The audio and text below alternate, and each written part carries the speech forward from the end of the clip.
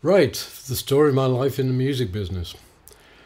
Not going all the way back to the beginning of my life, but suffice to say that I was born in Ghana, went to school in South Africa, and finally arrived in this country in 1958. I was the son of a civil servant or someone who was handing over the empire to the Ghanaians. So I came from a fairly middle-class background. I was kind of a quiet child, a bit introverted, with kind of this rebellious streak sitting somewhere in the background. When I arrived in this country, everything was new to me. I mean, television was unheard of. Telephones, I think we kind of had. But it was a whole brand new, brave new world. When we lived in London, I suddenly heard this incredible sound, this new music, because my parents had brought me up on classical music and opera. And I suddenly heard things like Bill Haley and the Comets, Rock Around the Clock. And I went, wow, what is that? And then Elvis Presley, and you think, my God, this is nothing like the opera or the classical music that my parents looked at. And I remember the first singles I ever bought were actually 78, which kind of dates me. And they were a track called Purple People Eater and another one called Witch Doctor, which had the incredible lyrics of ooh, ee, ooh, ah, ah, ing, tang, walla, walla, bing, bang, which I thought was really cool, kind of different to Wagner's Ring Cycle. So, my whole, what really turned me on to music was kind of split in two parts. I went to a boarding school in Dorset where there was already a band in a year above me, and I kind of got hooked on this because they were playing all this wonderful R&B, Chuck Berry type stuff and Rolling Stones. So I bought a guitar off one of the guys there, and we formed our own band. The sort of division of taste there, my brother was into jazz, this other group that was there was into straightforward blues, and the band I was in was into pop, R&B, all that sort of stuff. Now, we used to play in, the lead singer his father had a manor house in the depths of Hampshire, and we used to congregate there every summer and do gigs round, and hunt balls and all that sort of wonderful stuff.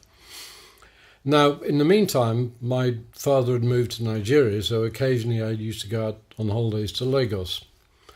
Now, one summer, the drummer of the band decided that he didn't want to join us for our usual summer trip. So I rang up this bloke I met in Lagos, and I said, well, we've got a problem. We need a drummer. Do you know of anybody? And he said, well, funny enough, there is this really strange character who lives nearby who has a Boy Scout drum as his bass drum.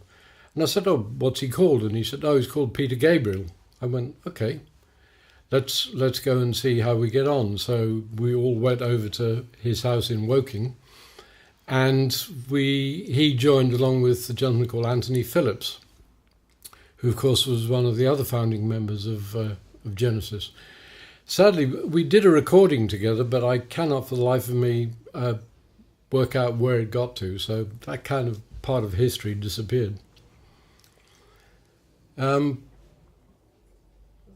The whole pop scene was exploding. We had the Beatles, the Rolling Stones and all that. And I remember at school, my housemaster was classically trained, and he hated pop music, but he did agree to let us go to see a concert at the Southampton Odeon, which featured a guy called Terry Reid, who was a brilliant singer. Next on the act was the Yardbirds with Eric Clapton, Jimmy Page and Jeff Beck in the band on either side of the stage. We then had the Rolling Stones, and lastly, Tina Turner, and they really blew me away because she came on like a howling banshee and just tore the place apart. One of her backing singers was a lady called P.P. Arnold, who later had quite a few hit records on her own. Now, I was brought up in the UK in a place called Blackheath in southeast London. And one of the places we used to meet was a pub called the Three Tons. And it's fascinating because in that area, and people who used to go to the Three Tons were people like John Mayall, Manfred Mann, Tom McGuinness, Vivian Stanshall, Eric Clapton occasionally because he lived with the Mayalls in Lee Green, my old friend Hughie Flint, or now called Hugh Flint, and a good few others, including a guy called Will, who was roadie for David Bowie for a long time. So it was really weird. I used to go down to this pub and meet all these amazing people. Oh yes, and I forgot one of the other people there I was very friendly with was a guy called Steve Peregrine Took, who, as you may or may not know, was in a band called Tyrannosaurus Rex with Mark Bolan. Now, around about that time, I used to go every week to the Marquee, and quite often I'd meet up with Hughie Flint, who was, as I said, the drummer, and we used to go up and see these incredible gigs. You know, the first time I saw Eric Clapton, it just blew me away. Because at that point, up to that point, I was really hooked on the Shadows and Hank Marvin. And like all boys of that age, I used to strum along with my guitar, pretending to be Hank Marvin. But his was a very, very quiet, gentle sound. And there was suddenly this young guy playing this Gibson Les Paul and a Marshall Stack with the volume turned up to 11, just blowing people away. And I always used to laugh, you know, in the toilets in the Marquee and on the walls nearby it said, "Clapton is God," which was quite interesting. I also was very lucky to, once he left, I saw John Mayall's first gig with Peter Green. Again, I thought, well, no one could compete with Clapton, but here came this skinny little kid with a great voice who could play as well as, if not better than Clapton. And again, once he left, I saw the first gig of Mick Taylor, who, as you probably know, went on to form the Rolling Stones. Now, about this time, my mother took pottery lessons in Lewisham, and her teacher was a lady called Pamela Mayall, who was John Mayall's wife, who I got quite friendly with. The other people in her class was a lady called Sue Lubavitz, who was Manfred Mann's wife, Hughie Flint's wife, and also Marianne Faithfull. So you can imagine my mum being very straight-laced, middle-class lady, throwing pots with these crazy ladies. So, again, I got to know Pam Mayall pretty well. One famous occasion where a friend and I had been to visit her in Lee Green, and who should be there but Marianne Faithfull. Now, this was post the Australia trip, Ned Kelly, and she tried to commit suicide, but she was in a pretty poor way. And I can remember towards the end of the evening, Pam said, "Well, Marianne's comatose, can you take her home?" So I had to bundle her in my little Mini. We drove up to Cheney Walk, knocked on the door. Mick Jagger answered, and I said, "Well, can you come and take her?" And he went, "Oh God, not again," and took her out. Another astonishing occasion, she'd moved to Bayswater. I used to wander around to see her occasionally. One afternoon I walked into her long kitchen, which had this beautiful wooden table. And who should I see sitting opposite each other? It was Frank Zappa on one side and Jack Nicholson on the other. Now, this was just post Easy Rider. So you imagine I sat there with my jaw down here. But looking back on it, the amazing thing was, and we were talking about 1968, they were talking about computerized animation even then, which is way before Pixar and things like that. So it was pretty much a mind-blowing experience. At this time, as I said, I knew Steve Peregrine Took very well, and we went to this amazing event called the 14-Hour Technicolor Dream at Alexandra Palace. For some reason, I kept thinking it was a 24-hour Technicolor Dream, but it wasn't.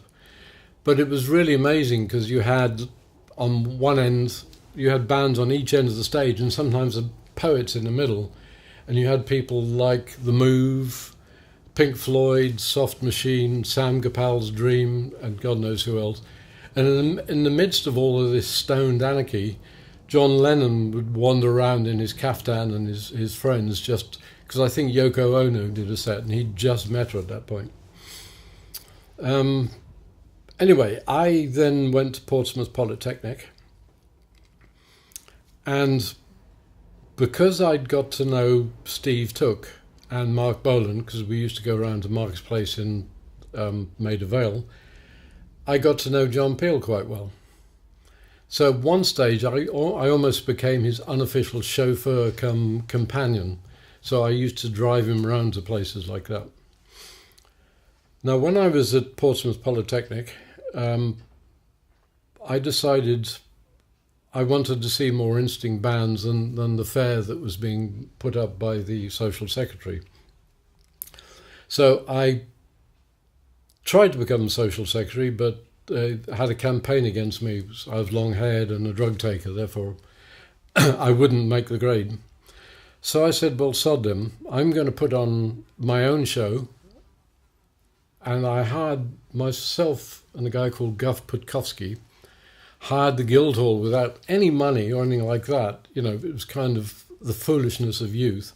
And we put on a thing called A Dance of Words, and you can see, I don't know if it's up there, you can see the poster up there. A friend of mine did the poster, and through my friendships with people like John Peel and also Alexis Corner, who I knew quite well, I blagged all these people to come down and play for nothing. So on the bill we had Fairport Convention, had Alexis Corner, who about a week before telephoned me and said, do you mind if I bring this young band with me who I've just discovered? I said, no, you know, as long as they don't mind playing for free. And he said, well, they're called free actually. So that was my first sight of these 15-year-old guys called Free who had just blew the place away. Also on the bill was Tyrannosaurus Rex and an old friend of mine who I'd met a while back called Pete Brown. Now, Pete Brown was a fascinating character. He was a poet, a beat poet. He wrote a lot of the lyrics for the Cream's tracks and also had this band called Pete Brown's Battered Ornaments. Now, in that band, he had a bass player called Binky Mackenzie, who sadly died, but he was an incredible bass player. My old friend Hugh Flint on drums, and this weird guitarist called John McLaughlin, who just sat there and, you know, just played these amazing solos. I'd also run a thing called the Arts Workshop in Portsmouth, so I'd invited down John Peel, Alexis Corner, some of the poets like Roger McGough, Brian Patton, and also a group of people called the Music of India who played all the sitar music on with the Beatles, and I think that was probably on Sgt. Pepper. But anyway, I'd been to school with this gentleman called Les Adey, who was a very old friend of mine. He was down at Exeter and he said, by the way, we've started up this weird group. Can I bring them along? And I said, yeah, whatever, you know. As I wasn't paying anything, it was fine. They turned out to be a group called Principal Edward's Magic Theatre. Now, as luck would have it, John Peel saw them in one of the side rooms, fell in love with the band, particularly Viv, the singer, and decided, you know, they were his next big thing. Another thing, incidentally, while I was in Portsmouth, there was this incredible gig. I mean, the bill was just astonishing. We had Amen Corner, The Nice, Jimi Hendrix, The Move, and Pink Floyd. And they all had something like 30-minute set each. So you can imagine Keith Emerson already into the first 5 minutes was throwing knives at his Leslie cabinet. So I flunked out of college and said to Principal Edwards, well, I tell you what, I'll manage you, not knowing first thing about management. So we moved up to London and, used to hang out with John Peel a lot. I occasionally stayed at his place, his Muse house, near the BBC. As part of that, we stayed, literally kept on the floor of a place called the Arts Lab in Drury Lane, run by a man called Jim Haynes. Now, it was really strange because we were rehearsing in one room and then doing gigs in the evening. And in the room next door was someone called Davy Jones and a band called Feathers. Now, some of you may know Davy Jones as David Bowie. So we used to go and see, watch them rehearse, and he'd come and watch us rehearse. And we struck up a friendship. And I think we did a gig at Beckenham Arts Lab for him. One day, John Peel jokingly said, well, Jeremy was found standing on the stage holding a bass looking a bit sheepish, which is actually not far from the truth. So rather than become a manager, I joined a band on bass. Now, it's really weird. We had this incredible boost from John, because John Peel used to play us the whole time, and we used to do sessions for him, and he eventually signed us up to Dandelion Records, where we produced this wonderful album. There were about 15 of us doing dance, music, light shows, the old psychedelic light shows. But in the first 3 months, it's really weird. We did 2 gigs at the Royal Albert Hall. Now, not many people can say they did the Royal Albert Hall, but I distinctly remember the second one because we were on after John Lennon and Yoko Ono, which was a bit strange because they came on stage with this big white or brown bag, jumped in it and just sat in there humming for about 45 minutes. And I was going, get off, I want to play. But it was all part of the time, this weirdness and wonderful psychedelia. We eventually made this album, as I said, with John Peel producing, though, to be honest, he spent most of his time doing the pools or reading about his beloved Liverpool in Trident Studios in Soho. In the meantime, we were doing lots of interesting gigs. We did a Fairport Convention charity gig at Van Dyke Club in Plymouth. And we were, I seem to remember, topping the bill. And the 2 support acts, who were 2 unknown groups, were King Crimson and Yes. And I sat in the audience watching these 2 and I'm thinking, I'm not going on after this. This is just incredible. And I remember driving up to London afterwards with John Peel, and we went to the Speakeasy because King Crimson were on again. And it was strange sitting there with all of these famous people and seeing King Crimson, and Donovan got up and jammed with them. John Peel and I went to the first Isle of Wight, I think it was the first Isle of Wight festival. I remember I had these digs on South Sea Common, literally overlooking the Isle of Wight. And we took the hovercraft over with the Move, and I was terrified of the Move. We were going to start chopping up television sets and things like that. But I don't remember an awful lot of the actual festival, but I do remember coming home in a van with John and Mark Bolan and Steve Took in the back. Other amazing things in my life, as I said, I was a big follower of Eric Clapton. And when Cream formed, I was really excited because I used to go and see the Graham Bond organisation, who weren't that well known, but actually were a brilliant band. And it consisted of Graham Bond, Ginger Baker on drums, Jack Bruce on bass, and a guy called Dick Hexel-Smith on sax, who I worked for later on. So when I heard that these 3 giants were forming a band, I went, wow. Plus the fact that my friend Pete Brown was writing the lyrics for them. And I can remember going to see their first gig, which I think was at the Windsor Jazz and Blues Festival, which was the precursor to Reading. And they just blew everyone away. I mean, this was real sort of one of the birth of, I guess, of heavy metal, because it was high volume, high intensity, but incredible playing. I also remember shortly after that, I think I went to see them at the Regent Street Polytechnic. And I remember they stopped after one number and said, we'd like to introduce this guy who's going to come up and jam with us. And on stage came Jimi Hendrix, who just tore into one of his solos, and you could see Eric and Jack's mouths just dropping, saying, what is this? Because he was like just something totally different. And after that, I remember going to the Marquee quite often to see Jimi Hendrix play. And I think on one occasion I was sitting in the front row, so literally I was as close to him as I am to this camera. And believe you me, when you've got him playing at full volume, it's pretty deafening. And I do remember I got splashed with lighter fuel because a few minutes later he set fire to his guitar, but that was all part of his act. One of the other connections we made, because Principal Edwards had signed to a Chrysalis agency, so we did a lot of gigs with people like 10 Years After, Pink Floyd, Jethro Tull, Free, and quite a lot of the others. But we did quite a lot of gigs with Pink Floyd, and I do remember getting quite friendly with them.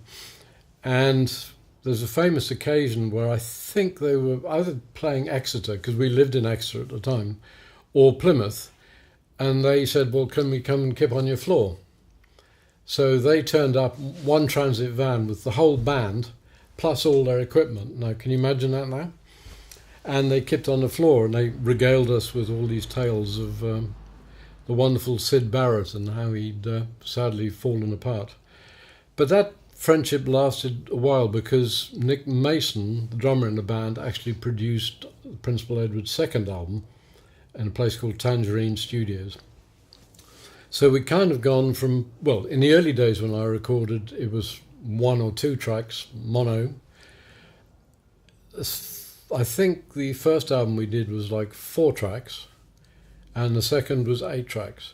But even then, it was pretty much, you had to record everything at once, and bass and drums was always on one track. So you never had this glorious spread of stereo drums and things like that. But Nick Mason taught us a lot because he sat with us before recording and I was playing this stuff, and he said, well, that's great, but it's a bit boring. You're just playing boom, boom, boom. And he said, well, why not you try, and I can't remember the time sequences, but he said, if rhythm and bass play, let's say 5/7, and the rest of the band play 7 bars of 5, you'll go out in the middle, but when you come to the end, you'll be back in time again. And it was fascinating. It livened up the whole thing and kind of made me think of music a bit more. We did the Bath Festival, so we played with people like Liverpool scene, who we got to know quite well, of John Mayall, 10 Years After, and Led Zeppelin. And I remember going to a Led Zeppelin gig where I think the entrance fee was a princely sum of 7 shillings and 6pence, which is about 30p these days. And beer was about 40p a pint. Eventually I decided that Principal Edwards, much as I enjoyed playing there, wasn't going to make it, so I decided to leave. I went through a fairly depressed period, but then a lot of my life I fell into things, so I started off sort of working with Manfred Mann's Earth Band as a sort of road manager, and I somehow blagged my way into becoming tour manager sound engineer because I wasn't that keen on humping Hammond organs around. I wanted a cushy life sitting behind a desk and mixing while it all went on. So I became a tour manager, and I started out with, I think it was the Dick Hexel Smith Band, which is kind of strange because he was ex-Colosseum, ex-John Mayall. But I don't know, lovely man as he was, great musician, Jerry Bron decided to record an album with him. And for some reason, Warner Brothers in the States picked up on the album and said, we're going to pay for you to do a tour. So we ended up on a tour supporting, and most of it was Deep Purple, and other parts was Fleetwood Mac. But that was Fleetwood Mac with Bob Welch before Buckingham and Nicks. But it was an incredible experience. I mean, we flew to New York, The first gig, I think, was a place called Des Moines, Iowa, which is literally in the middle of nowhere. I remember flying over 2 hours worth of wheat fields and arriving at this hick town. It's probably slightly rude, but everywhere you looked there were John Deere, Massey Ferguson and everything else. And they had I think it was called the Met's Auditorium, with seated 15, 20,000 people. And I'm thinking, well, this is an incredibly sleepy town. They're never going to fill it. But come doors open, 15,000 people just poured in. And in those days, people travelled 200 miles to see bands like Deep Purple. And it was a great experience because Deep Purple were pretty much at their height, playing 15, 20,000 seaters. This was after Smoke on the Water. The weird thing is that during a tour we used to hang out together a lot, and we'd go to one of their rooms or suites. But at the time, Deep Purple weren't talking to each other. So I'd find myself in a weird situation, sitting in this room where people drinking, talking, and Roger Glover would say to me something like, "Can you tell Richie this?" So I'd have to go to the other side of the room and say, "Richie, by the way, Roger Glover says this." And he said, "Well, tell him that." So I literally, but they wouldn't talk to each other. It was really bizarre. But they were a stunning band of musicians. And looking back at the videos now, I was so lucky to be involved in such incredible music. After that, I became tour manager, sound engineer for bands like the Groundhogs, who were past their prime, Albion Country Band, and then I became tour manager, sound engineer for Greenslade, who were ex-Colosseum, ex-John Mayall, ex-King Crimson. Now, I joined as tour manager, sound engineer, but the first thing I said, well, you don't have a very good sound system and you don't have any lights. So eventually I persuaded him to buy this wonderful Dave Martin bin system and get in a whole load of lights. So rather than being a band, a scruffy old band playing the marquee, it turned them into a much tighter outfit. During the recording of the third album, called Spyglass Guest, just before we started, I kind of said to them, well, I'm the sound engineer. I kind of know what's going on. I'd like to co-produce the album with you. And they said, fine. It didn't take me long to realise that not being particularly musical didn't really help. But anyway, I co-produced that album and the second album, Time and Tide. And we did this we used to do tours of Europe, which was great, but we did this very weird tour where I think Warner Brothers, Mercury, decided they wanted the band to tour America. And in their infinite wisdom, they said, well, we've got this other band touring, you can support them. So we said, who's the other band? And they said, Kraftwerk. And we went, oh. But hey, they're putting up all this money, so why not? It was a very odd experience because we started off in New York, staying at a place called the Mayflower Hotel. And I remember this strange occasion where Dave Lawson and I were going in the lift down. In the lift with us were two of Kraftwerk who basically didn't want to speak to anybody, and three ladies from the Bolshoi Ballet, plus 4 KGB goons. And it was really weird sitting there looking at all these people and thinking, what am I doing here? This is very odd. The tour didn't last very long because the problem was that Kraftwerk used to do a sound check that lasted right up to 5 minutes before go live. So we had our poor roadies sort of setting up the equipment literally as the crowd were coming in. I had this huge mixing desk with absolutely no idea which were the vocals, which were the drums, so I just had to busk it. We did a strange gig at a place called, I can't remember if it was Nazareth or Bethlehem, Pennsylvania, and we did the Avery Fisher Hall in New York. At which point, Kraftwerk said, we don't want these guys on our tour anymore. So we went, oh, bit of a problem. We were lucky that Warner Brothers actually arranged us to do a week at the Whiskey A Go-Go in Los Angeles, which was my first visit to this crazy city. So we did that, and we stayed at a place called the Continental Hyatt House, which is famous in the world of rock and roll. In fact, it was called the Continental Riot House. And I seem to remember when we were staying there, they had people like the Pink Floyd and Led Zeppelin also staying there. All the English bands used to play football against the Arctics in a car park place. And I remember Led Zeppelin had a party on the top floor, and they set fire to the top floor because they had a couple of Harley Davidson racing up and down, and it was bedlam and lunacy. But that was rock and roll, you know.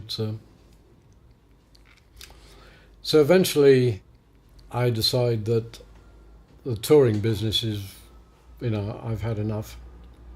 Although in the meantime, through a friend called Jim, I helped stage manage 2 of the Crystal Palace things. I seem to remember one of the bills was Loggins and Messina, Mahavishnu Orchestra, and Roxy Music.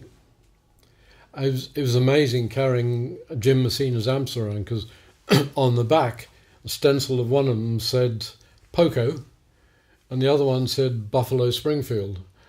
And I felt really like sort of carrying West Coast music in my hands.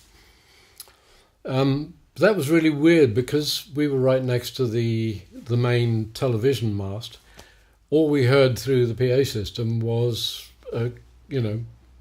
things like Blue Peter. So what we had to do is wrap all the equipment up in aluminium foil so it wouldn't actually pick up all this. So I decided I'd had enough of being on the road and I kind of blagged my way into the music business. In those days, you could almost ring up anybody and say, can I have a job? So, for example, my wife Kathy rang up Derek Taylor at WA and he answered the phone. And Kathy said, can I have a job? And he said, yeah, sure, where do you want to start? And you put her in a room full of all this merchandise, all these Rolling Stones T-shirts. So I wrote to a gentleman called Dan Loggins, who's Kenny Loggins' brother at CBS, and said, I can do it, give us a job. So I remember the interview. My parents were living in Kenya and I'd just been out there. And we went for lunch and he said, I've just been to this amazing place called Kenya. So all we talked about over lunch was Kenya and wildlife. And at the end of when we got back to the office, he said, when can you start? So I said, well, tomorrow. So I started and I replaced a guy called Alan Bown, who had a band called the Alan Bown Set, which was well known in those days.